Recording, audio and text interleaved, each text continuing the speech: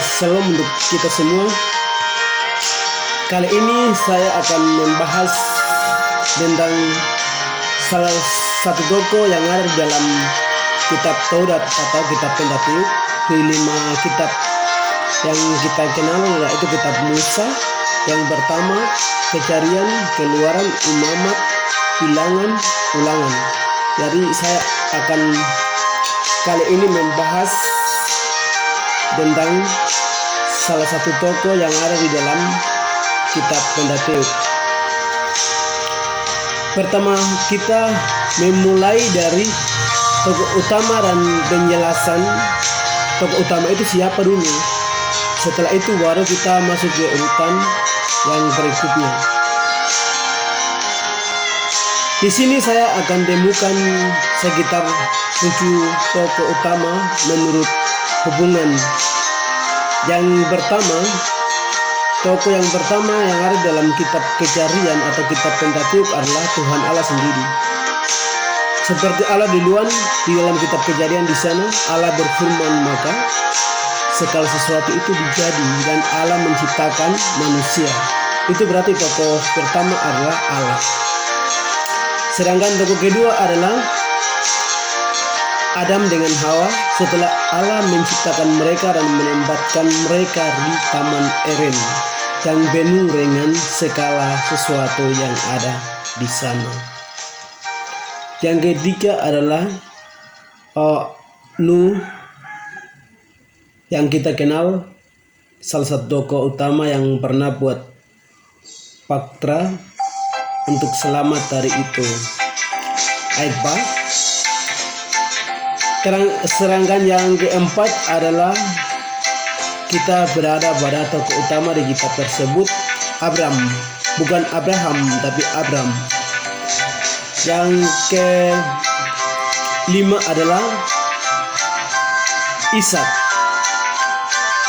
Setelah Ishak, Yakub. Setelah Yakub, barulah temukan Yusuf. Itu sudah 7 tokoh utama dalam kitab Pentateuch.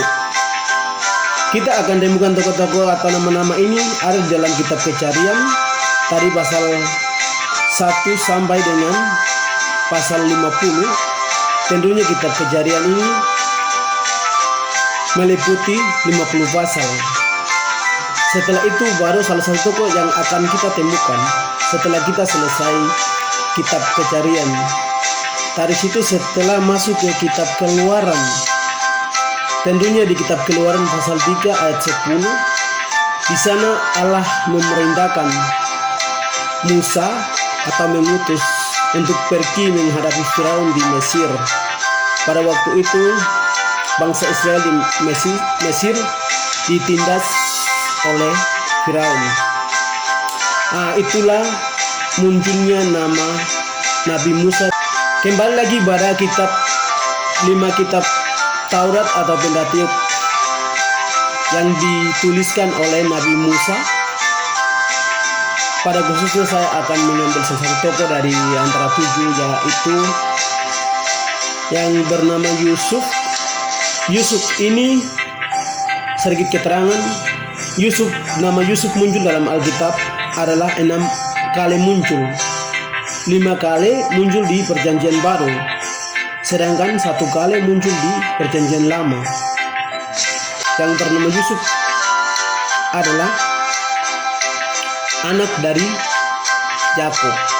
Dia mempunyai 11 bersaudara dari istrinya Yakub sampai dengan mendapatkan. Sedangkan Yusuf, kali ini saya akan membahas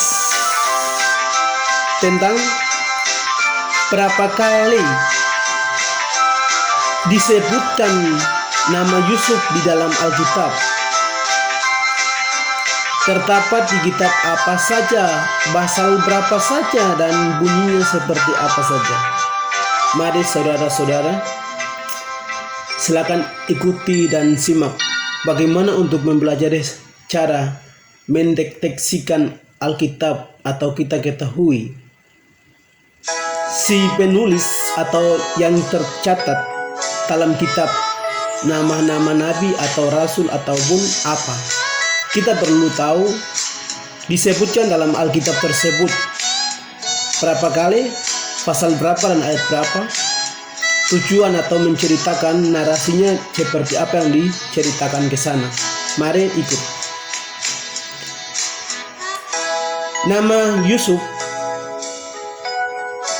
tertulis di dalam kitab Kejarian mulai dari pasal 37 sampai dengan pasal 50 adalah disebutkan 163 kali dengan narasi atau ceritanya yang berbeda. Yang pertama, anak-anak Yakub, kita bisa dapat lihat dari Kejadian 30. Yang kedua adalah Yakub memperoleh ternak, masih di kitab Kejarian pasal 30. Yang keempat adalah Yusuf dan saudara-saudaranya, kita kembali ke Kejarian pasal 37. Yang kelima adalah Yusuf jual di Mesir oleh saudara-saudara, kita dapat baca di kitab Kejarian pasal 37.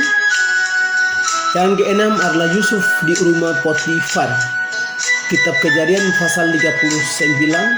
Yang ketujuh adalah mimpi juru minum dan juru roti, kitab Kejadian pasal 40.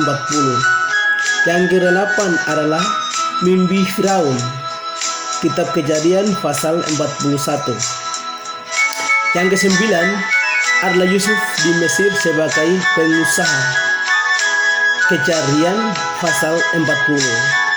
Yang ke-10 adalah saudara-saudara Yusuf pergi ke Mesir untuk kedua kalinya, kita bisa dapat baca di kitab Kejadian pasal 43. Yang ke-12 adalah biarlah Yusuf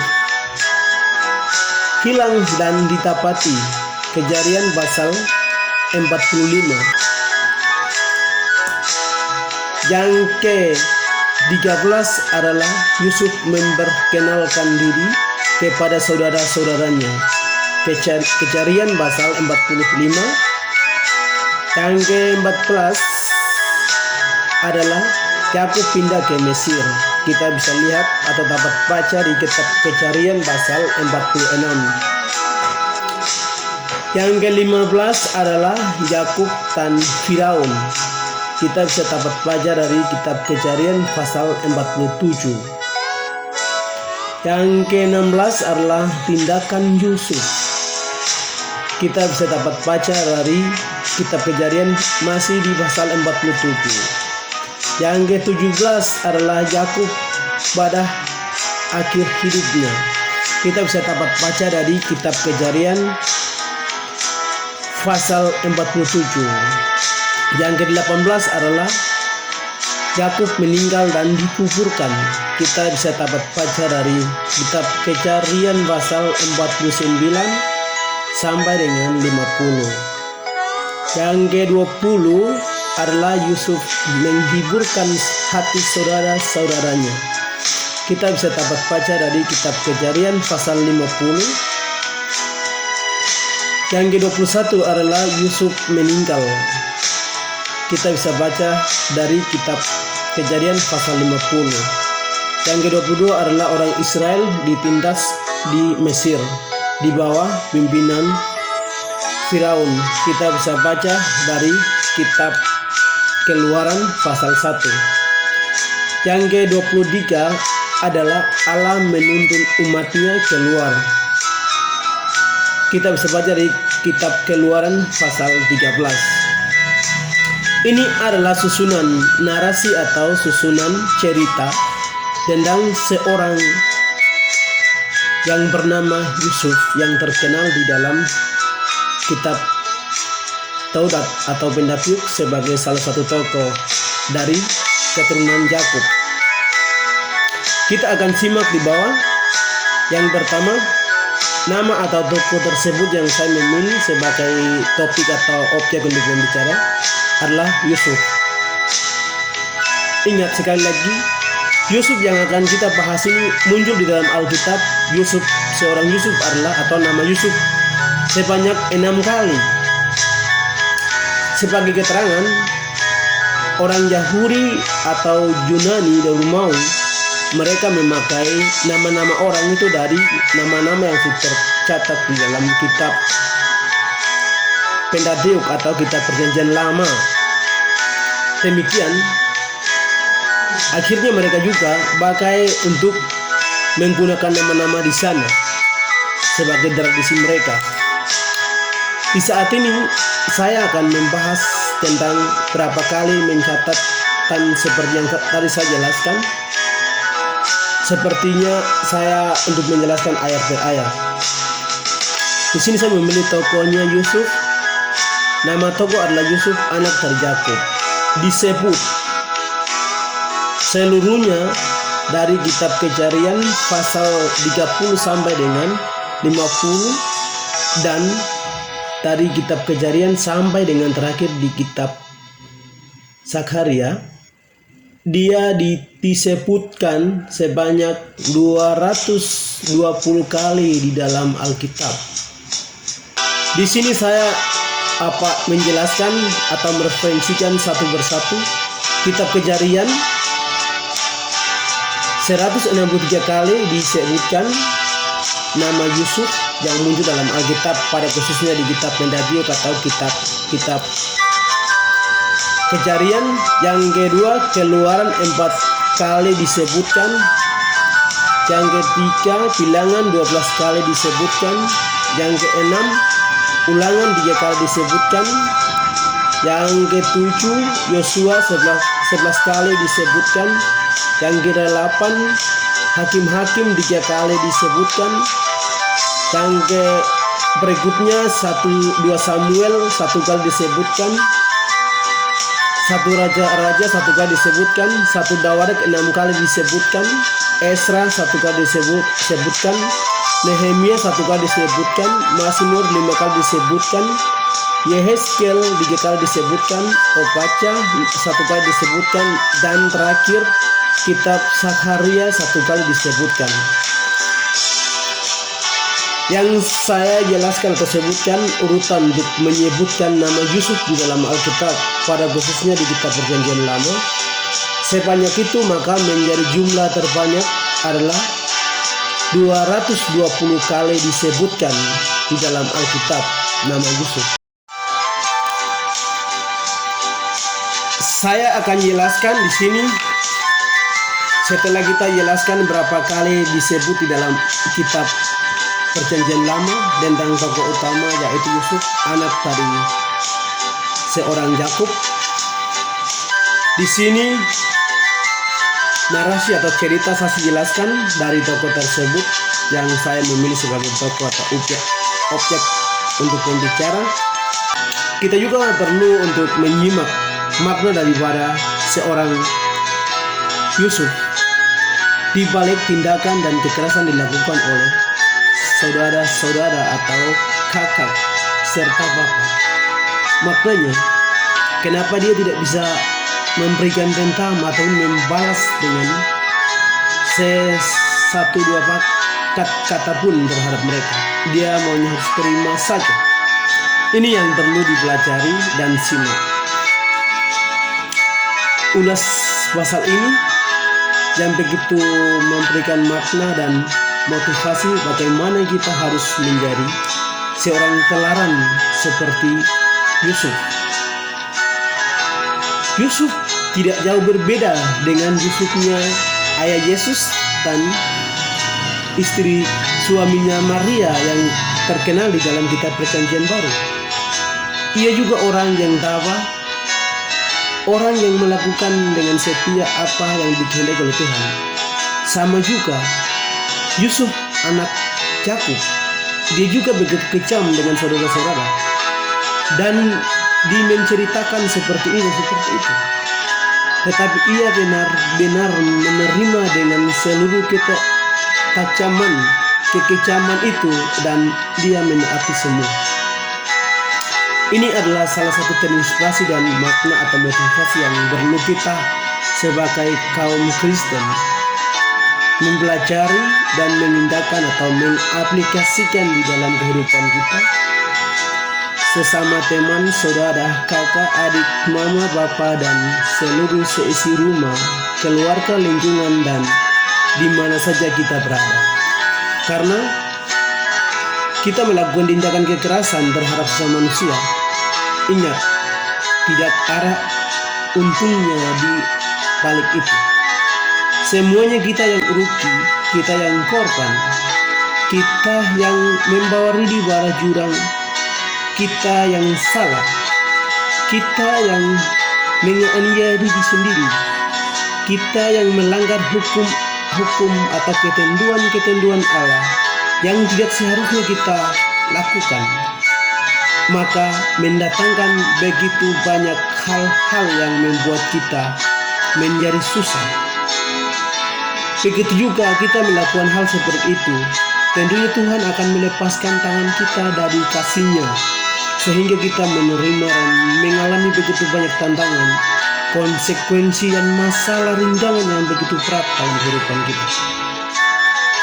Sekali lagi, kita sebagai orang Kristen yang perlu belajar menaati dan menuruti hukum Kristus, perlu kita belajar dari yang bernama seorang Yusuf, ayahnya Yesus dan suaminya Maria. Mereka adalah orang-orang yang menjadi contoh dan teladan bagi kita semua, baik masa lalu, kini, dan masa kegagalan yang akan datang. Kita juga hidup diberkenan oleh Tuhan dan diberkati oleh Tuhan. Kita juga terus dengan tekun dalam hati kita, berpikir pola berpikir kita dengan cerdas untuk memetik iman, percaya, dan cara hidup mereka. Itu menjadikan kita sebagai suatu bentuk pelajaran. Tentunya kita juga mendapatkan berkat dan diberkati oleh Tuhan yang Maha Kuasa. Kali ini saya sudah ceritakan tentang dan menghitung nama Yusuf ini berapa kali disebutkan di dalam kitab Perjanjian Lama, pada khususnya di kitab Kejarian, Keluaran, Imamat, Bilangan, Ulangan, tetapi juga dilanjutkan pada kitab Nabi-Nabi, Sejarah, Puisi, dan seterusnya sampai di terakhir di kitab Sakaria. Kitab Sakaria kita temukan atau saya menemukan di situ nama Yusuf disebutkan sebanyak 220 kali. Belum lagi kita sebutkan tokoh-tokoh yang lain. Tapi kita harus mempelajari tentang bagaimana besarnya harus karya Yusuf dengan begitu kerja keras untuk melakukan di saat penjara, di mana ada di posisi yang tidak nyaman bersama keluarga. Tetapi Yusuf tetap tabah dan setia untuk melakukan apa yang dia harus dikerjakan, dan juga selalu kuat di dalam Tuhan.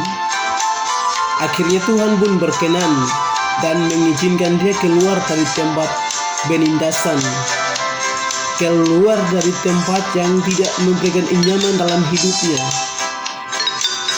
sampai dengan dia mendapatkan berkat dari Allah.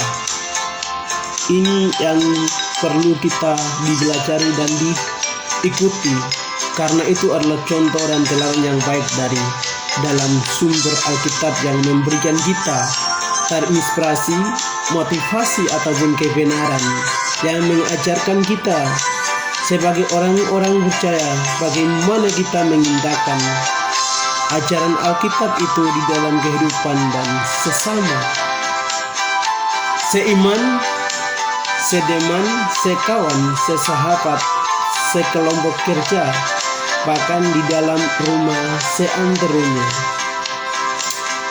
Pastinya Tuhan akan mengizinkan kita untuk keluar dari semua jika kita pun melakukan hal seperti dilakukan oleh Yusuf. Demikian sekilas cerita atau narasi tentang seorang tokoh utama dari kitab Pentateuk atau kitab Taurat Musa. Di situ terdapat sekitar 8 tokoh, tetapi saya memilih salah satu untuk menceritakan kali ini adalah Yusuf. Semoga dengan menceritakan ini menjadi pembelajaran untuk kita bagaimana mengintakan dan mempelajari, sehingga kita tidak lupa akan kebenaran dan selalu mengingat akan kebaikan Tuhan. Jika kita baik, pasti Tuhan juga baik sama kita. Kita juga sibuk dengan Tuhan, tentu Tuhan juga sibuk dengan kita bagaimana untuk memberikan berkat jalan keluar, bagaimana untuk memberikan kita keharmonisan kita dengan segala kekurangan kita. Tuhan lebih tahu, kita adalah tinggal mengikuti dan melakukan segala kehendak Tuhan. Terlebih daripada itu, Tuhanlah yang merencanakan, Tuhanlah yang menentukan. Ada setiap langkah, entah saya, entah saudara, bahkan entah siapa, entah beda agama, beda siapa-siapa, beda keyakinan dan beda kepercayaan, entah perempuan, entah laki-laki, entah anak kecil atau orang besar, semua itu dikasihi dan disayangi oleh Kristus Yesus atau Tuhan, sama seperti Ia mengasihi. Mulai dari keturunan Yakub, mulai dari Abraham di sana, Allah menjanjikan kepada Abraham bahwa Aku memberkati engkau dengan keturunan, dan engkau dengan keturunan bangsa Israel menjadi bangsa yang besar dan menjadi berkat bagi banyak orang. Ini adalah janji Allah yang luar biasa dan luar biasa bagi saudara dengan saya. Bagaimana kita belajar sepertinya seorang Abraham yang berasal dari tanah Ur Kasdim. Ia pun tulus dan setia mengerjakan dan menaati hukum Allah dan punya kemauan untuk melakukan segala kehendak Tuhan, sehingga Allah memanggil dan mengeluarkan dia dari negeri, dari rumah dan dari sanak saudaranya di tanah Ur Kasdim. Dan Allah memberikan tanah perjanjian kepada tanah Kanaan untuk membawa dan menduduki bangsa Israel yang tertindas di bawah pimpinan dan penindasan Firaun. Abraham pun tanpa keberatan, ia menerima janji Allah dan melakukan apa yang diperintahkan Allah terhadap dia sampai masuk di tanah Kanaan. Dan apa yang dijanjikan oleh Allah pun benar-benar menjadi nyata sampai dengan hari ini saudara dengan saya ada. Ini adalah orang yang benar-benar mengerjakan kebenaran Tuhan. Apakah kita juga melakukan segala kehendak Tuhan dengan benar? Sungguh, katakan yang benar, katakan yang benar, katakan yang salah, katakan yang salah, dan melakukan segala sesuatu tanpa tipu, tanpa bohong. Kita jujur harus lakukan. Ini adalah harus benar-benar kita melakukan dan mempelajari apapun kita jalani. Sekedar membagikan sumber atau ajaran doktrin yang ada dalam Alkitab buat saudara-saudara seiman. Semoga ini menjadi pembelajaran buat kita. Kita sebagai orang percaya di dalam Yesus Kristus perlu kita mempelajari, perlu kita mengikuti telaran yang diberikan oleh tokoh atau sumber rasul, nabi, ataupun terlebih dari sebagai guru agung juru selamat kita, yaitu Kristus. Seperti mereka yang menuruti perintah Allah dan melakukan segala kehendaknya di dalam kehidupan mereka, sehingga jalan hidup dan segala tujuan mereka pun tercapai dan memberikan dan menikmati segala ketenteraman lebih daripada yang mereka pikirkan.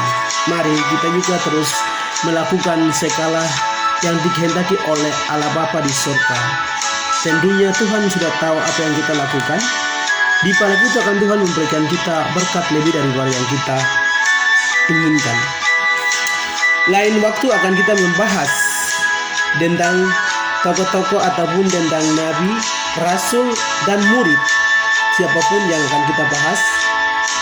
Oleh sebab itu, saya membagikan ini semoga bermanfaat buat kita menjadi pembelajaran ataupun menjadi terinspirasi, menjadi memotivasi untuk kita belajar akan sumber kebenaran dan belajar akan pengalaman-pengalaman dari mereka semua.